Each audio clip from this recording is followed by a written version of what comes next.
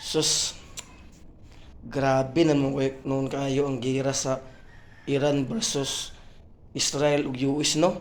Nilala naman ang samot, pati kita apektado ta, pati gasolina ni abot nag 100 plus ang litro, grabe na kayo eh.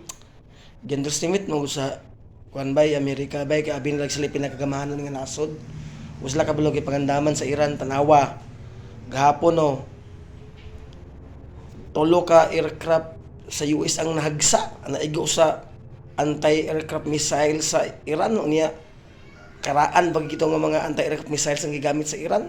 Awa, ang usa sa pinaka-powerful kayo nga F-15 sa US igo, shutdown, gahapon bungkag.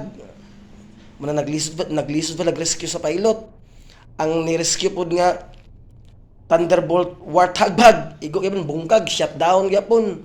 Og ang isa pod nga nag-rescue pod nga kung wala ko na sayop Black Hawk shutdown gyapon sus wala ga expect ang US na ba unya napagi unconfirm pagid nga balita karon nga accidentally kuno tulo na pod ka aircraft na pod sa fighter aircraft sa US nga na shutdown kuno accidentally mistakenly na shutdown sa kuan kanang Kuwaitis commander kung tinuod na postilan ang gibuhat unta sa US para sure sila mo daog mas isa ra ka bulan daog na sila mga babae unta nila mo ilang ipadala isa ra ka semana daog na sila nganuman dili ba nagpapildi ang mga babae daog ba sila perme